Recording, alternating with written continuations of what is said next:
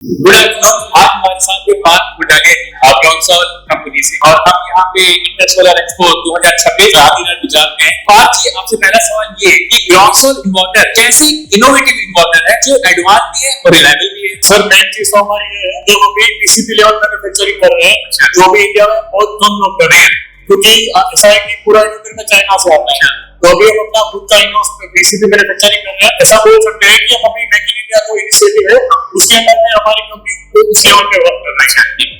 तो बात जी आपसे दूसरा सवाल सोलर से, तो जिस तरह से हम देखते हैं कि भारत तो एक तरह से सौर ऊर्जा में तीसरे पायदान पर आता है, लेकिन फिर भी भारत का 90% पीवी सेल जो कि एसेंशियल प्रोडक्ट है रूफटॉप सोलर पैनल्स को बनाने के लिए, आज भी हम इंपोर्ट करते हैं चाइना से। तो इसको लेकर आपका क्या सजेशन है गवर्नमेंट को, कैसे इस चैलेंज को ओवरकम करके? ये जो मेक इन इंडिया इनिशिएटिव है उसके अंदर गवर्नमेंट ऑफ इंडिया है, उन्होंने भी बहुत सारी चीजें एडॉप्ट की है कि हमको कंपल्सरी डीसीआर पैनल यूज करनी पड़ेगी। फिर जो सेल हो इंडिया में मैन्युफैक्चरिंग होगा, उसके लिए बहुत सारी कंपनियां कामा और सेल प्रोडक्ट्स मैन्युफैक्चरिंग शुरू करने वाले हैं। तो वैसे आप ब्रॉन्सॉल भी इन्वर्टर में पीसीबी मैन्युफैक्चरिंग किया। अब जैसे कि अभी हाल ही बजट आता है, भारत सरकार जैसे उनकी जो योजना है पीएम कुसुम हो गई, पीएम सूर्यघर हो गया, उसका बजट बढ़ा है। तो आप मानते हैं कि सिर्फ बजट बढ़ाने से या फिर कुछ स्ट्रक्चरल प्रॉब्लम्स हैं जिनको सॉल्व करने से भारत इस क्षेत्र में आगे बढ़ सकता है?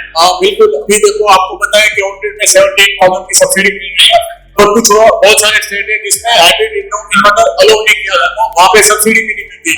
अगर हमने हाइब्रिड इन्वर्टर लगाया है, आपको जो ग्रिड पे करेगा जो डिपेंडेंसी होती है वो जीरो हो जाती है, और वहाँ पे जो गवर्नमेंट ऑफ इंडिया है बहुत सारे स्टेट में सब्सिडी नहीं दे रही है। तो उसके लिए कुछ करना चाहिए, क्योंकि सबका इन्वर्टर खुद का होना चाहिए और अपनी बिजली खुद जनरेशन करके खुद ही कंज्यूम करना। तो ये मतलब मेक इन इंडिया में जो इनिशिएटिव है उसके लिए एकदम थोड़ा अच्छा है। जैसे अभी हमने ग्रिड की बात की, यहाँ से एक सवाल और इंडस्ट्री जब आ जाता है कि ट्रांसमिशन लाइन हो गया, स्टेबिलिटी हो गया, इसकी यहाँ पे भी सुधार की जरूरत है। तो कुछ आप सजेस्ट करना चाहेंगे? मैं तो ये बोलता हूँ कि आप हाइब्रिड इन्वर्टर में जाएं, आप बैटरी लगाएं, खुद का मतलब जो यूनिट जनरेशन होता है उसे ना खुद ही सेल कर सकते हैं। तो हमको ग्रिड में इंपोर्ट करने की कोई जरूरत ही नहीं है। अगर आपका एक्स्ट्रा हो रहा है तो उसको आप एक्सपोर्ट कर देंगे। तो एक सॉल्यूशन है कि मतलब जो ग्रिड इन्वर्टर है उसको रिप्लेस करके हाइब्रिड इन्वर्टर लगाना। उसके ऊपर सब्सिडी भी गवर्नमेंट ऑफ इंडिया को अलग करनी चाहिए। जो 78 है वो ठीक है, तभी मतलब हाइब्रिड में भी सब्सिडी मिली है, क्योंकि जो इन्वर्टर जो बैटरी का कॉस्ट है वो थोड़ा स्लाइटली ग्रिड से थोड़ा महंगा है। आपसे अगला सवाल ये है कि अभी हाल ही में गवर्नमेंट ने सोडियम एंटीमोनी जिससे सोलर ग्लास बनता है, जैसे जो सोलर पैनल के ग्लास बनते हैं, ठीक है, उस पर बेसिक कस्टम ड्यूटी था 7.5, उसको करके नील कर दिया 0। तो इसकी वजह से कह रहे हैं कि जो सोलर पैनल है सस्ते हो जाएंगे। तो इस पे क्या इफेक्ट आएगा? हमारी कंपनी में तो ऐसा है कि हम हमारे इन्वर्टर पे कोई भी कंपनी की पैनल लगा सकते हो। अच्छा। मेरे हिसाब से हमें तो कोई दिक्कत नहीं होनी चाहिए, कोई भी रिस्पांस इसको बोल सकते हैं, क्योंकि गवर्नमेंट ने कुछ किया है तो सोच के और लॉन्ग टर्म के लिए भी सारी चीजें। बस अब आपसे आखिरी सवाल, आपका रोड मैप और विजन क्या है इस साल के लिए? अभी हमें इस ईयर में 100 CR प्लस मतलब अचीव करना है।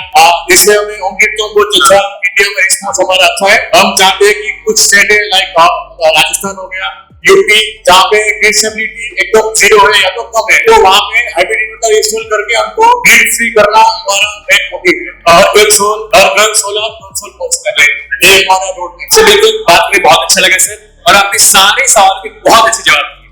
तो ब्रॉन्सॉल को आगे के लिए शुभकामनाएं, और हम चाहते हैं कि आप अपना टारगेट अचीव करें। Thank you.